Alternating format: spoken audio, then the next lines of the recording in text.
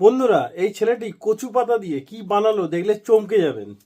তো এটি বড় কচু পাতাতে প্রথমে কেটে নিল। আচ্ছা, কেটে নেওয়ার পর দেখুন কচু পাতাতে ফুটো করছে। ছোট আলপিন দিয়ে পুরো কচু পাতাটা ফুটো করছে। তো পুরো কচু পাতাটা ফুটো হয়ে গেল। এবার দেখুন কি জ্বালাচ্ছে এটা। তাল গাছের দেখবেন ওপর দিকে এই ছোপড়া টাইপ দুদিকে হয়, এই ছোপড়াটা জ্বালাচ্ছে দেখুন। আচ্ছা, জ্বালিয়ে কি করবে দেখুন।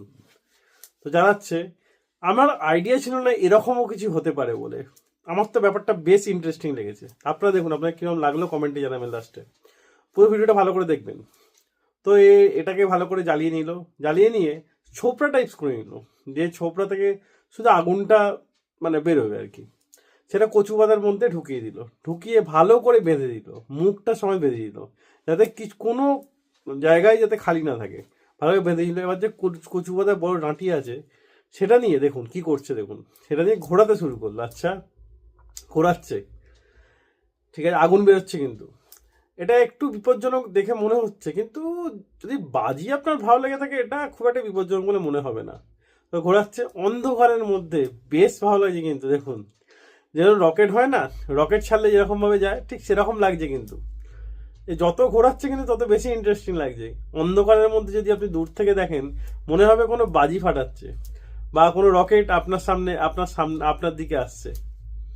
বেশ ভালো লাগছে, বেশ ইন্টারেস্টিংও লাগছে। তো কিছুটা বিপজ্জনক মনে হচ্ছে কিন্তু ততটাও না।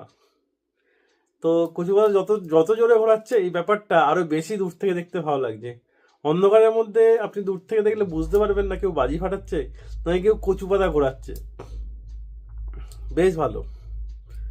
আমি জানি না আইডিয়া কোথা থেকে আসে, কিন্তু অসাধারণ আইডিয়া লাগিয়েছে।